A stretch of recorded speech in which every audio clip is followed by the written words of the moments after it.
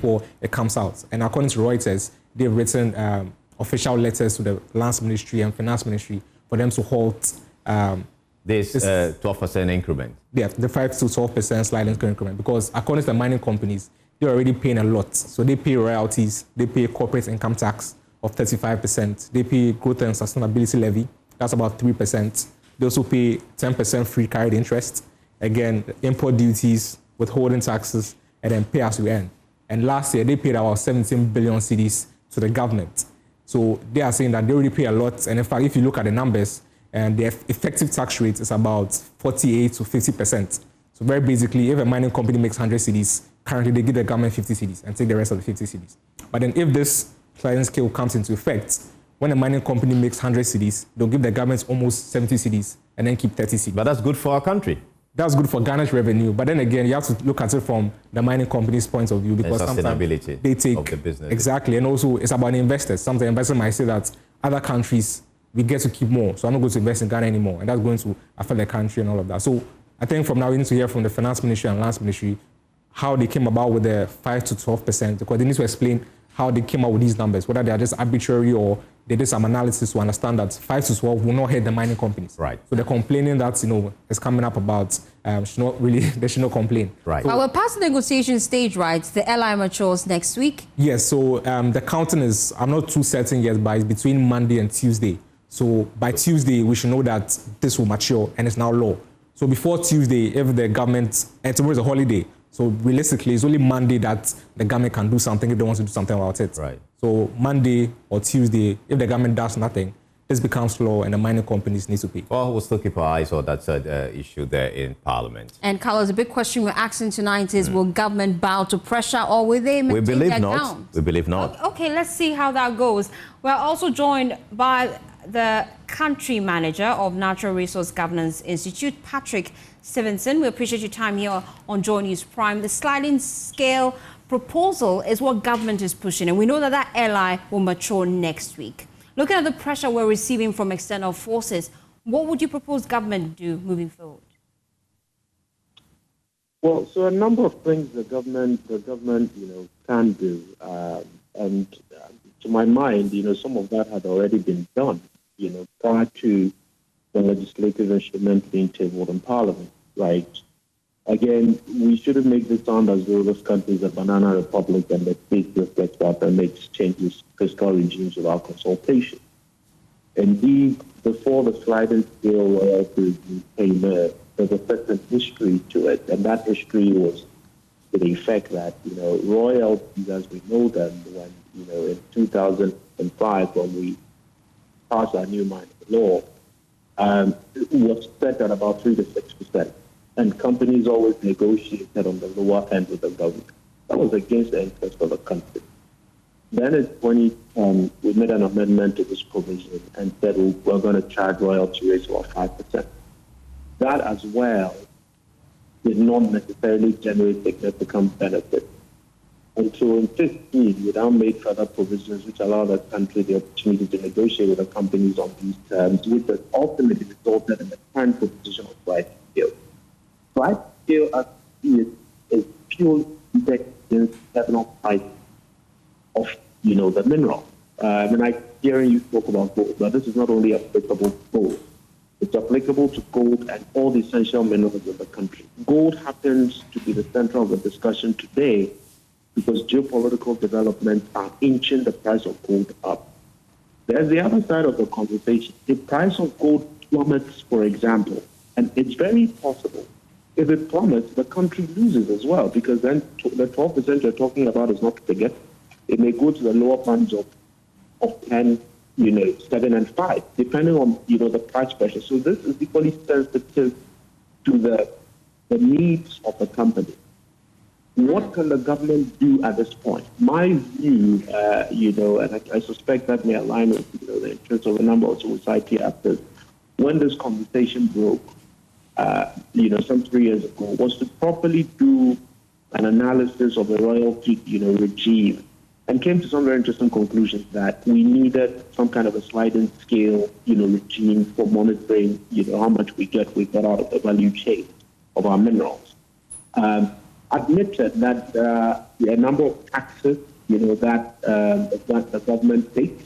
But the way the royalty works, I mean, even if you take royalty on top-line revenue of the industry, somehow it has an implication on what they are going to pay in corporate income tax because they knock it off anyway.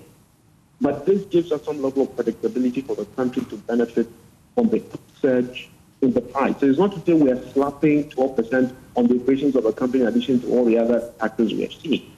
It's simply on the price that we are going to have within a certain price window, so that once the price drops below that price window, then that royalty rate does not apply. What can the government do? Again, these are geopolitical pressures. It's going to be the government either paying attention to what diplomatic pressure is, that is what the interests of citizens in the country really are. And I think that would be a very difficult thing to navigate. But I really hope that the government will open the doors for broader engagement. And I think we are at a point where we need to, exact significant value from our results. So I don't expect the government to walk back on what has already gone to Parliament. That becomes a substantive law next week. Okay. Thank you so much, Patrick, for your time here on Joy News Prime. Well, to some more story, government services could face a major disruption as the Civil and Local Government Staff Association of Ghana, CLOSAG, prepares to embark on a nationwide strike from Monday for what it describes as unpaid dues and unfulfilled agreement with the government. The union says its patience has run out and members are ready to lay down their tools, a move that has already sparked heated exchanges in Parliament. The minority is accusing the government of dragging its feet on implementing agreed conditions of service, while MPs from the NPP side say the concerns raised by CLOSAG must be addressed urgently. But members of the NDC are appealing to the union to exercise restraint and give the government more time to resolve the issues. We'll hear from the minority and the majority shortly. But first, listen to the executive director for the association, Bampoado, explaining why CLOSAG is embarking on the strike. Of unique salary structure and other conditions of service for the staff of the civil service and the local government service. On Thursday, 19th February 2026, the National Executive Council (NEC) of the Civil and Local Government Staff Association Ghana CLOSAG met to consider the state of the negotiation on unique salary structure and other conditions of service for the staff of the civil service and the local government service. Taking the NEC through the journey of the unique salary structure and other conditions of service for the staff of the civil service and the local government service, which started as far back as 2019, culminating in the signing of two separate MOUs. The NEC observed that the staff of the services are being taken for granted as reminders to the Ministry of Labour, Jobs and Employment, and the Fair Wages and Salaries Commission have not been responded to.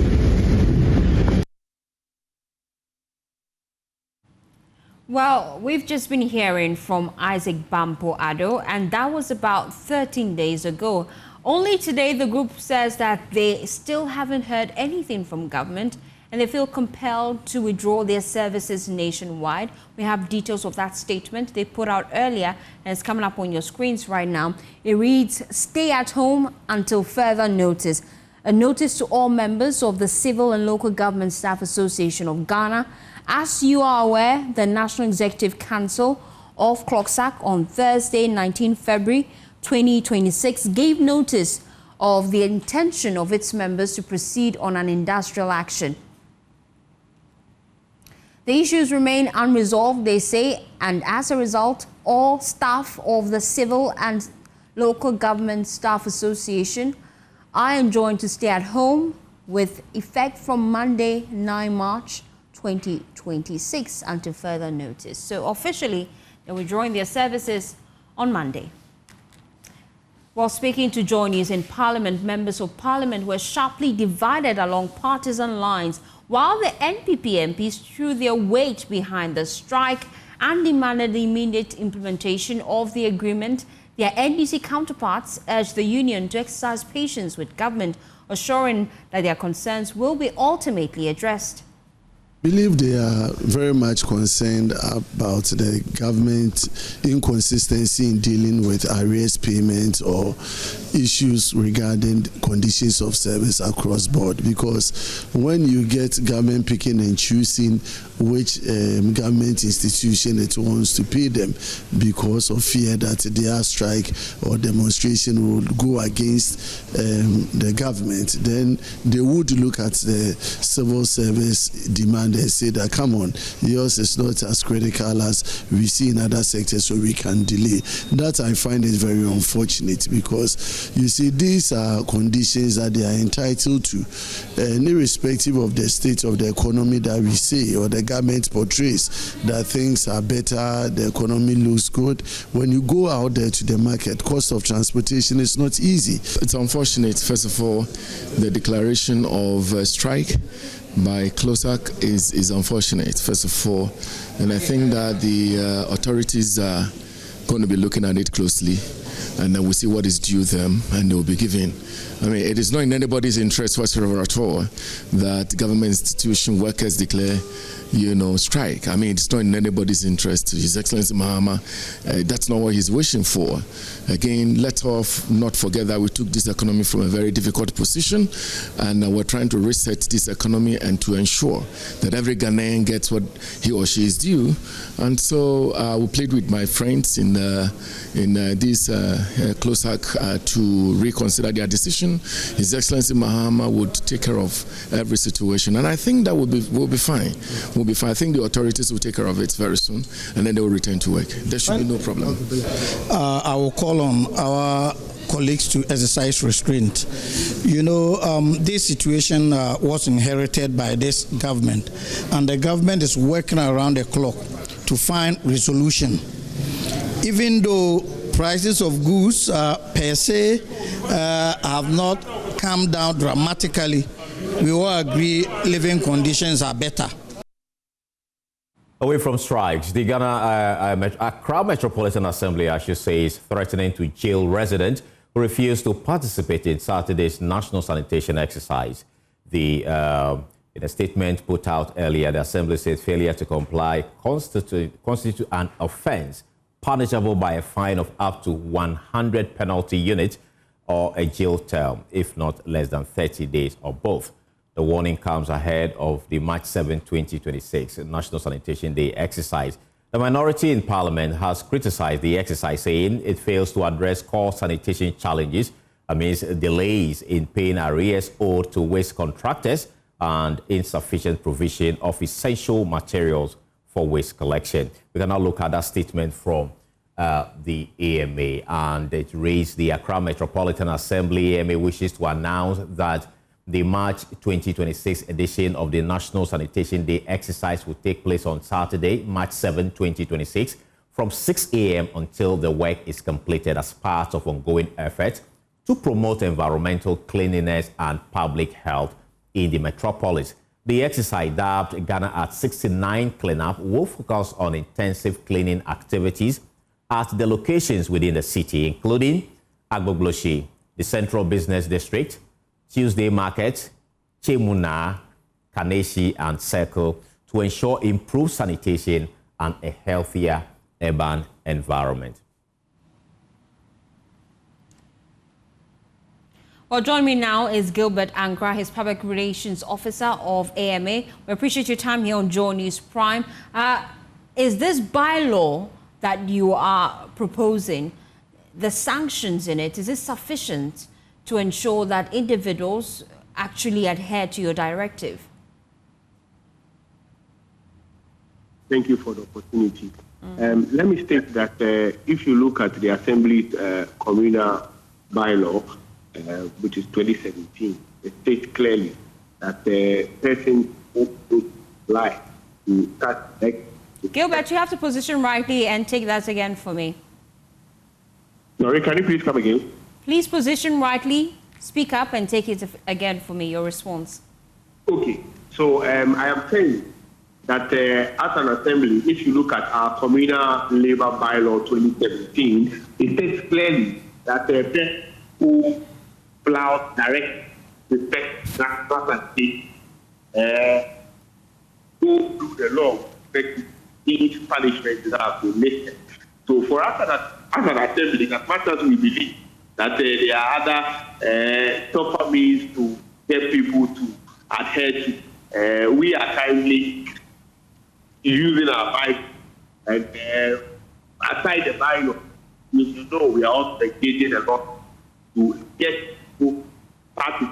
But just as said, if you look at the statements now. Gilbert, I'm still struggling to hear you. I know that you're just making the point about how individuals can be fined up to 100 penalty units. I also know that in the statement you put out, you tell us that you could also be jailed for not less than 30 days.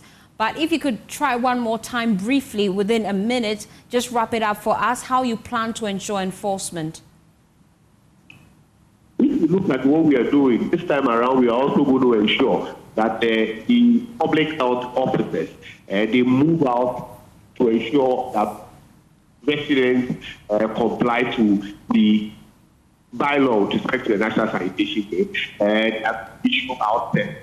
And then you know what we do them when it comes to the clean Ghana body going back.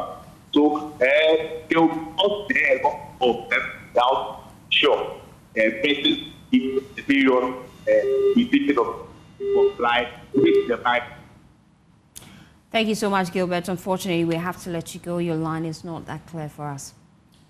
Meanwhile, the Accra Metropolitan Assembly has prosecuted 10 fishmongers and issued bench warrants for 7 others over the insanitary conditions with which they preserve fish in Jamestown. My colleague Stephen Mensah has more in the latest from the Clean or Joy Clean Ghana campaign. The Accra Metropolitan Assembly Sanitation Court fined 10 fishmongers 50 penalty units each, equivalent to 600 cedis, and issued bench warrant for 7 others who failed to appear in court for drying fishes on medians. This follows the Joy Clean Ghana campaign's visit to Jamestown, where it uncovered the fishmongers were drying the fishes meant for human consumption on the road medians, exposed to dust and fumes from the vehicles. Florence Kuchi, Director of Public Health at the Accra Metropolitan Assembly, warns these practices could spark disease outbreaks. Sometimes, when persuasion fails, force must be applied. Health of the public is our mandate. We don't hate anybody. We are not politicians. They are talking about what we are not politicians. We are technocrats. We are doing our work. We are paid to protect the health of the public.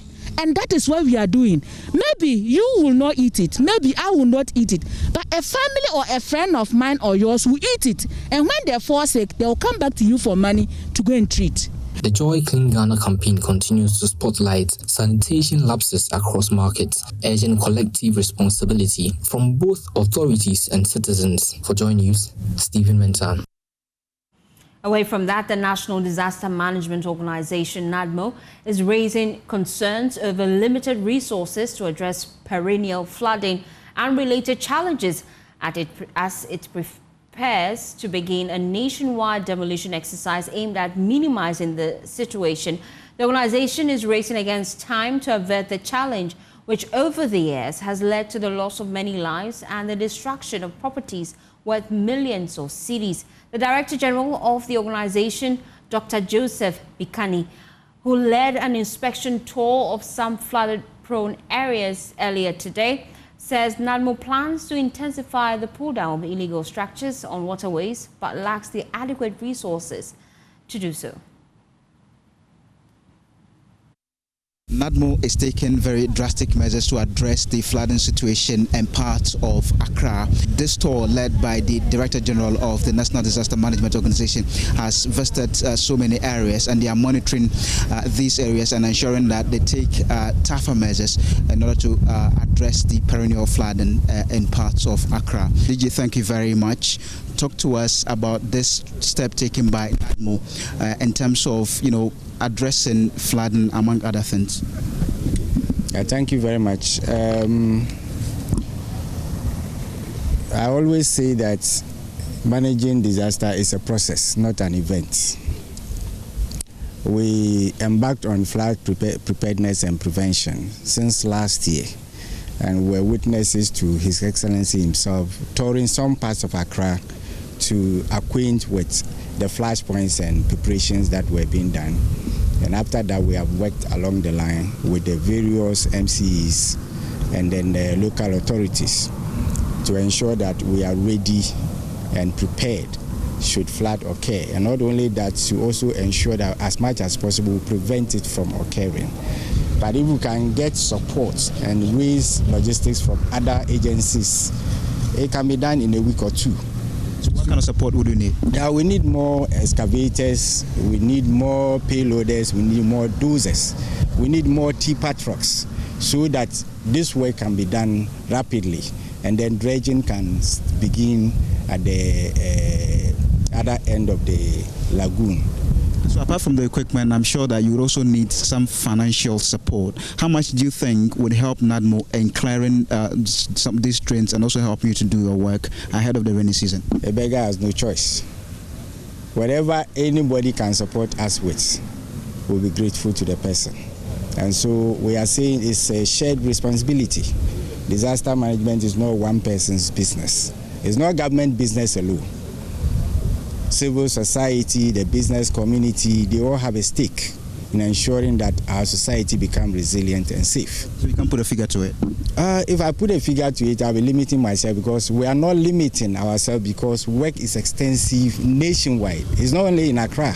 Many of the MCs across parts of Accra have expressed their commitment to support NADMO in achieving this particular situation and ensure that the perennial flooding in Accra is addressed. Reporting for Joy News, I'm Fatal Bayaga, Accra. Well, as Ghana battles the effects of climate change, the focus has largely been on drainage and flooding. But in places like Agbogbloshie here in Accra, residents are facing extreme urban heat worsened by toxic pollution and poor housing conditions. In today's Climate Evidence, we focus on the hidden health crisis in one of Accra's most vulnerable slums and ask what happens when climate resilience doesn't reach its margins. By day, the heat is unbearable. By night, the air is thick with smoke. In Agbogbloshie, Accra's notorious slum, climate vulnerability isn't a theory, it's a struggle. While major parts of the city benefit from the Greater Accra Resilient and Integrated Development Project, GARD, this part of town is still waiting. The narrow alleys of Agbogbloshie traps heat like an oven. Temperatures inside rooms can soar beyond safe levels, a silent killer few are talking about. Agbogbloshie is one of West Africa's largest informal e-processing hubs. With little regulation, scrap dealers burn metals daily, releasing toxic smoke into already polluted air. But in Agbogbloshie, shade is rare. Trees are few, and promise of climate protection remains far away.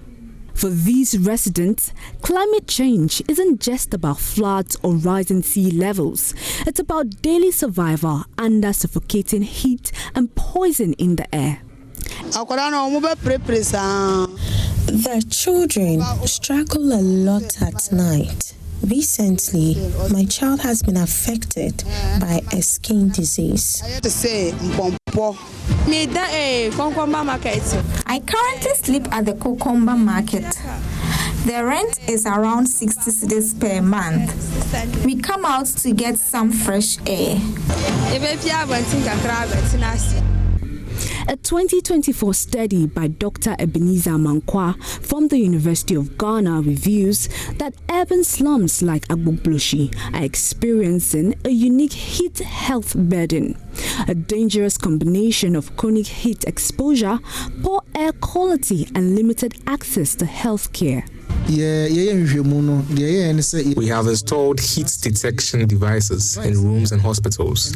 For setup, position windows to face each other and orient buildings to allow wind flow, reducing heat impact. Agencies like the Environmental Protection Agency have launched urban greening initiatives in selected guard zones, promoting natural cooling in heat-prone neighborhoods. The EPA encourages Ghanaians to plant trees in their homes. Climate resilience must be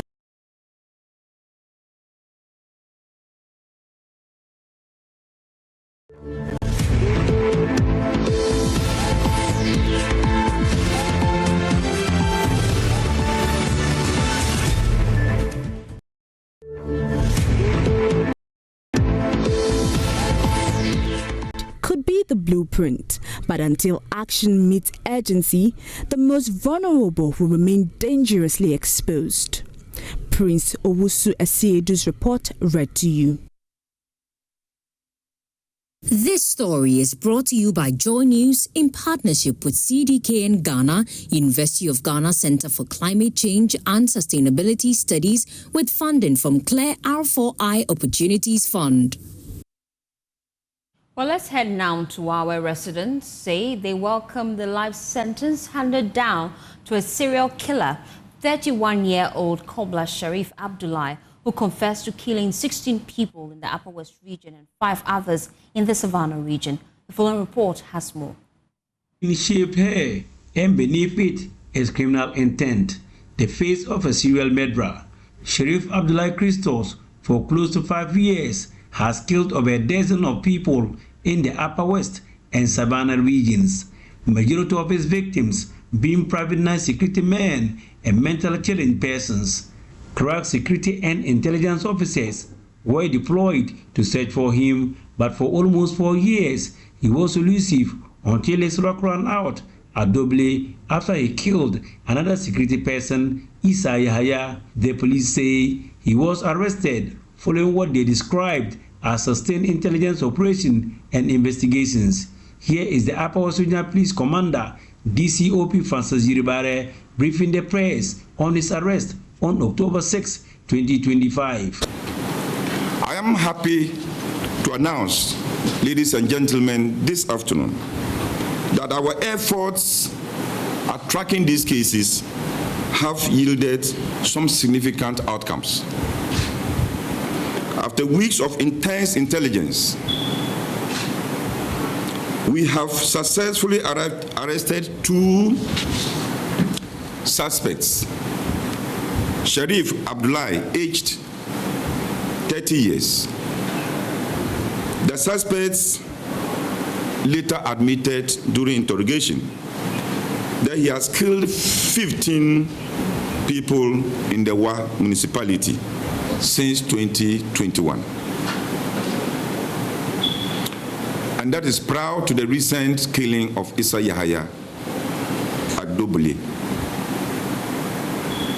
He further noted that he usually targets watchmen and mentally challenged persons. He was subsequently arraigned before the Wa High Court on March 4, 2026, after committal proceedings at the District Magistrate Court, represented by counsel. Abdullahi pleaded guilty to the charges.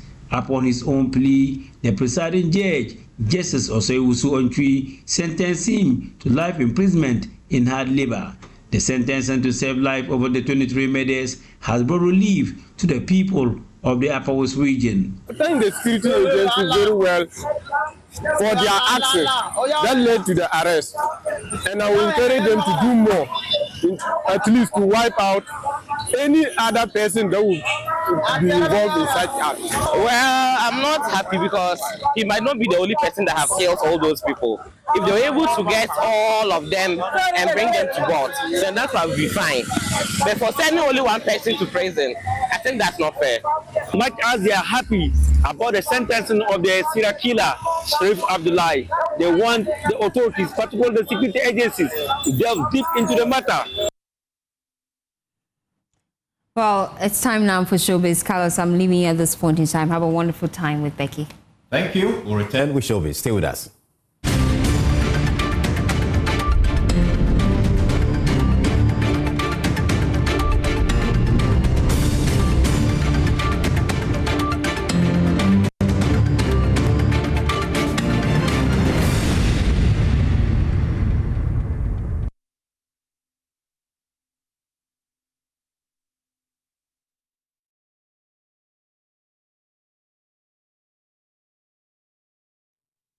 Welcome back. It's Showbiz time on Thursday. We have Becky Bex here. Hi, everyone. Hello to you, Carlos. Hi. I'm okay. How you doing? I'm okay too, by God's grace. Oh, look at me. This evening, let's talk about Gomoa, because the Member of Parliament for Gomoa Central, Kwame Asario Bing, popularly known as A+, has launched the Gomoa Easter Carnival, an initiative aimed at promoting tourism, culture, and entertainment in the central region. The colorful lunch brought together players in the creative industry, tourism sector, and the media. Launch of the Gomoa Easter Carnival was marked by music, culture, and a vibrant display of Ghanaian heritage at the Labadi Beach Hotel. Guests arriving at the venue were welcomed through a beautifully decorated entrance with artworks reflecting the spirit of the carnival. Several personalities were in the attendance, including Minister for Tourism Ablajifa Gomashi, entertainment industry player Bugard, musician Kwabena, and sports broadcaster Nathaniel Atto, and many more. Addressing guests, Gomoa Central MP Kwame Asario Bing expressed optimism that the carnival will attract visitors from across the country and beyond, boosting tourism and economic activity in the area. One Easter Carnival is not just about music, color, costume, and celebration. It is about opportunity, it is about economic transformation, and it is about turning culture into prosperity. Okay, so it's always a difficult situation when people talk about the fact that everything in celebration happens in Accra. You've made the effort to move this one to Gomoa Central. How are you going to make sure that we're able to sustain it so that we still champion the idea of moving other activities to other parts of the country? We have to be innovative. We have to always come up with new ideas. We have to make it exciting. We can't be doing the same thing all over and every time and expect to get different results. Here is what industry player Bugard had to say about the carnival. I think it's a great launch, and it's not only going to shape the music industry, it's going to shake the entire tourism and cultural industry. I think this is a huge mark on our calendars in tourism and culture. This is bigger than music, because it's going to showcase all parts of our culture and tourism. It is going to widen what we have already in our space, and we're hoping that it transcends us as team members and even the visionary that birthed this idea. We're hoping that generations to come will take it to the next level. The evening ended with the official launch of the Gomoa Easter Carnival and a pledge of 3 million Ghana cedis from the telecommunications company Hot Wave to support the event. Well, beautiful reports there by Lois Kobina. Before we go, using nature as her canvas, Ghanaian artist Sharon Dede Paddy has secured a spot in the Guinness World Records with a monumental leaf print painting that highlights Ghana's culture and environmental heritage. There's more in this report.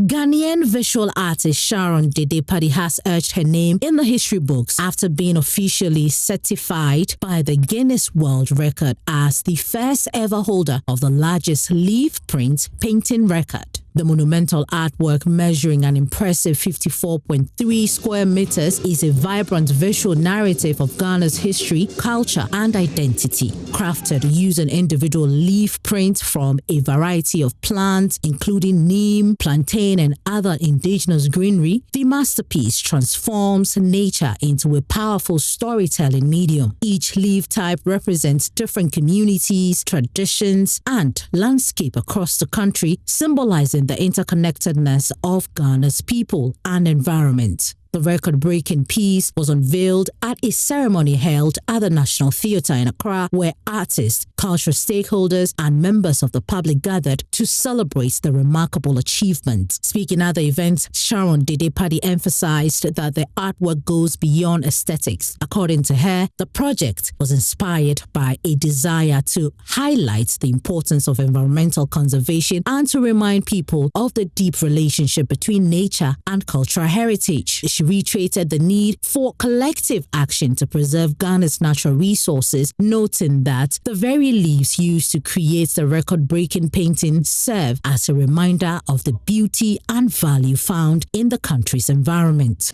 This painting was created using leaves, one of nature's simplest and most abundant gifts. Leaves are often seen as temporary or disposable, something that falls from trees and fades away. Eco art is about more aesthetics. It's about intention. It asks an important question. How can we create beauty without harming the environment that inspires us? In many ways, this work is my response to that question. The unveiling ceremony also became a moment of pride for Ghana's creative industry. Several prominent figures in the arts community congratulated the artists, describing the achievement as a major milestone for the country's visual arts sector. Industry players noted that Sharon's accomplishment not only places Ghana on the global artistic map, but also demonstrates the limitless potential of Ghanaian creatives when innovation meets cultural expression. Say congrats to her. She's done what no one has done before. We need to celebrate her. It just tells you that Ghanaian ladies are special. Women here are different. For one of us to think of something that has not been thought about before, to get it recognized globally. And we know how much effort people put into other things just to get this award. And so it means that she's really gone to the very top. And for us, we could only support her. Sharon Dede Paddy has shown to the world that indeed Africans, we are the leaders, because she has actually shown what we can do out of the box, and no one has done this before, as we heard people give the solidarity messages. So we thank her so much for giving herself out, her precious time, to lift herself and also the country, Ghana. It's a great thing for Ghana. I think there's a good omen in Ghana now. There's a lot of good wind is blowing in Ghana. From our president's Fugu thing, now Fugu is something all over the world. I won't be surprised our president will win so many awards. And a lot of good things are happening. We've qualified to the World Cup. Our musicians are doing it. And now Dede has taken us to another level with the painting. And if you know Dede well, she eats, drinks, and sleep painting. Sharon Dede Paddy's record-breaking leaf print painting now stands as both an artistic triumph and a powerful environmental message, one that celebrates Ghana's heritage while urging citizens to protect the natural world that inspires it. Becca Darkon for Joy News. Well, that's, I say that it's a good report. But before we go, let's talk about the weekend events, that the Independence Weekend event that you should be looking forward to. There's torture happening this evening in Ho, and also when, that's actually by Stoneboy. So if you go to Ho, it's happening live there this evening. When you go to the National Theatre this evening as well, there's also I Told You So happening. Told You So, it's a play, and it's something that you don't want to miss. Sarkodie is out there in London, and he will be bringing you Rapperholic, you know, Sarkodie and Friends, Rapperholic, the UK edition. When you go to the same London, there's Woman of Valor also happening in London. So it's something that you should also look forward to. Independence Day concert is also happening in France. It's also something that you should look forward to. Kofi Kinata is in there, Kwabna, something that you should look forward to. And another thing that you should look forward to this weekend is R2B's live in concert in Germany, something also that you can look forward to if you're looking at somewhere. The weekend is packed, really. It's packed. Our Ghanaians are out there making us proud. We're so grateful for your time this evening. Just, you know, have time and enjoy your Independence Weekend. Sure. We're so grateful. Thank you so much. We're out of time, right? No. We're not? We still have time? You still have time. Oh, wow. Well, that's all we have time for. Log on to myjoyonline.com. You said we still have time. For more stories and prime business is up next.